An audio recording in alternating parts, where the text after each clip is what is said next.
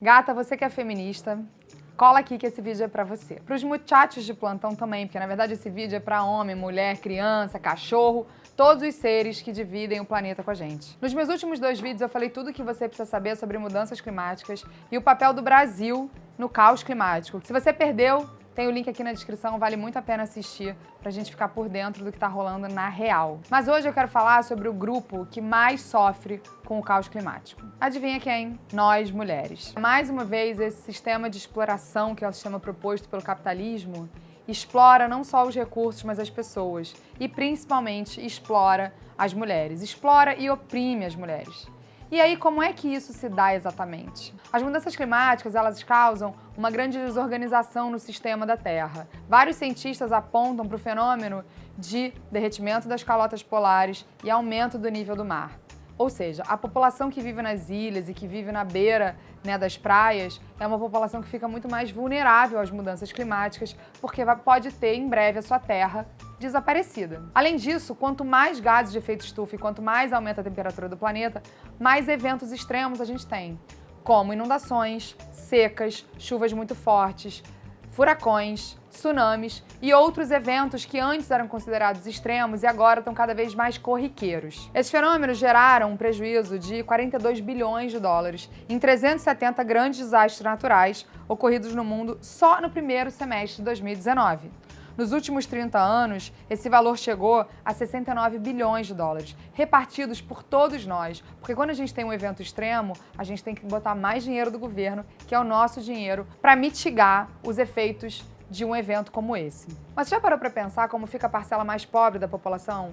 Se os governos têm um prejuízo desse tamanho, imagina as pessoas em situação de miséria, em situação de pobreza. Segundo o Fundo para Populações das Nações Unidas, são as pessoas mais pobres as que mais sofrem com os efeitos do caos climático que a gente enfrenta. E como se dá isso? Essas pessoas são as pessoas que mais dependem diretamente da agricultura de subsistência para sobreviver. Então, quando você tem um evento extremo, como uma seca, uma inundação ou uma chuva forte, essas pessoas perdem o alimento que baseia a vida delas. Então, aquele subsídio, aquela agricultura familiar, ela acaba e eles não têm dinheiro para comprar outros alimentos. Então, muitas dessas populações acabam passando fome e, eventualmente, morrendo em decorrência desses desastres naturais que estão sendo provocados pela ação do homem e pelas mudanças climáticas. São essas as pessoas que moram também em áreas mais vulneráveis a tempestades, a chuvas. Então, essas pessoas que moram em comunidades ou em áreas que não têm infraestrutura, são essas áreas que mais sofrem nos eventos extremos. E elas acabam perdendo a sua casa,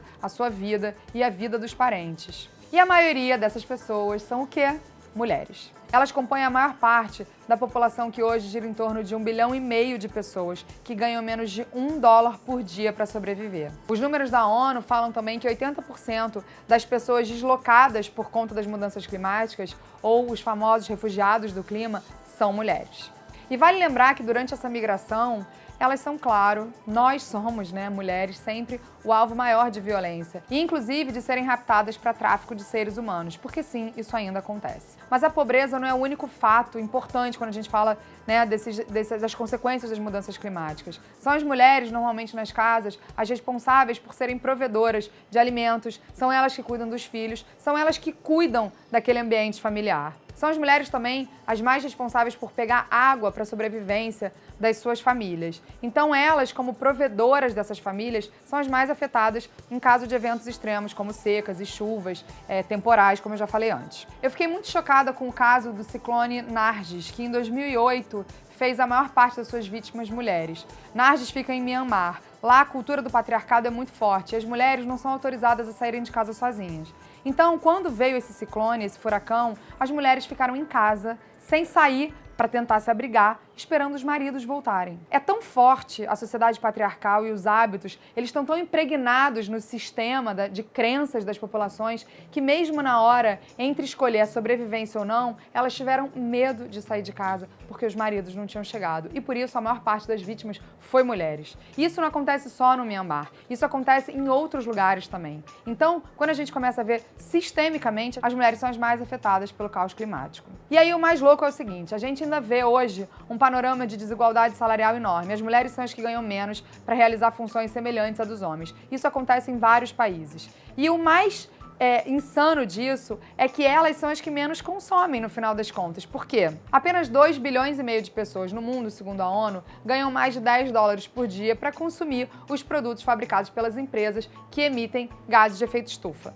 Então, as pessoas que ganham menos de $1 por dia, que na sua maior parte são mulheres, como eu falei no começo, não são as que estão consumindo os produtos das fábricas que mais emitem CO2, muito menos as que estão andando por aí de avião, de helicóptero ou de carro nas cidades. Mas elas são as mais afetadas, mesmo não sendo as responsáveis. Isso acontece também quando a gente pensa em países ricos versus países pobres. Os países ricos, que consomem muito, emitem muito mais gases de efeito estufa, e os países pobres são os mais vulneráveis às ações do resultado desse consumo, que no caso é o caos climático. E aí entra um outro ponto. Hoje os tomadores de decisão no mundo são homens. Segundo o painel de mudanças climáticas, 1.200 deles comandam metade do planeta. Quem mais sofre são as mulheres. De novo, o patriarcado e a opressão estão diretamente ligados a esse modelo capitalista de opressão. O modelo capitalista é um modelo de opressão de mulheres, de opressão de pessoas como um todo e de opressão da natureza. Um modelo que usa tudo como se fossem recursos. A gente chama a natureza ainda de recursos naturais.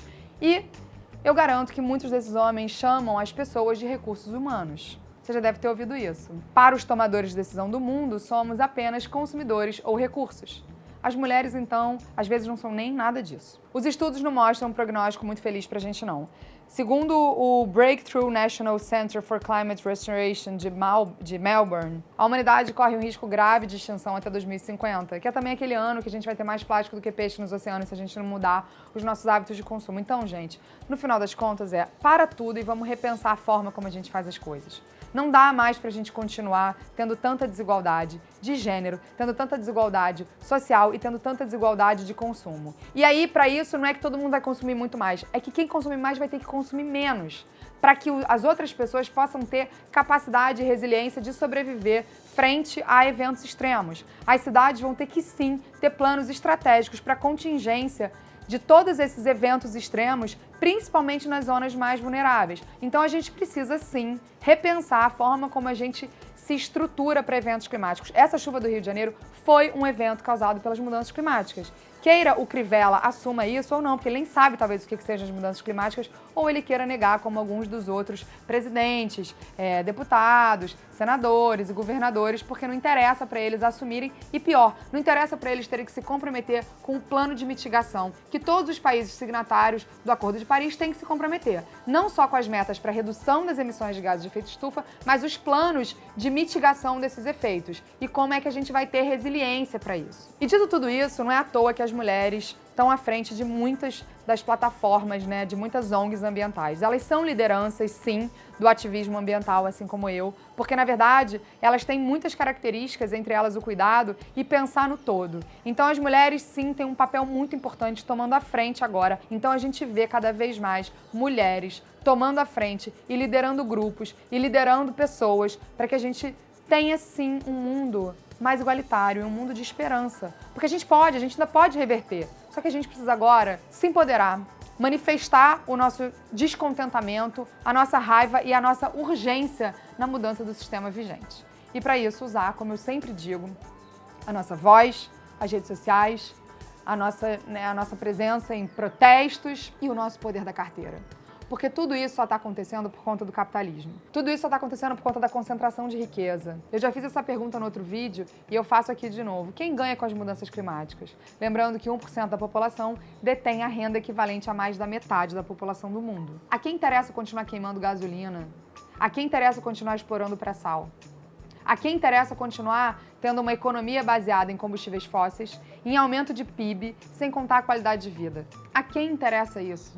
São essas as perguntas que a gente precisa se fazer antes de consumir qualquer coisa. Um batom, um alimento, uma blusinha ou um carro. Porque com o nosso dinheiro a gente ajuda a fomentar o mundo onde a gente quer viver. E a gente tem poder para reverter essa situação. E aí, por último, eu queria deixar uma consideração, na verdade, uma pergunta, uma ideia. Como é que a gente empodera mais as mulheres para que elas saiam dessa situação de vulnerabilidade em relação ao caos climático? A gente empodera com educação.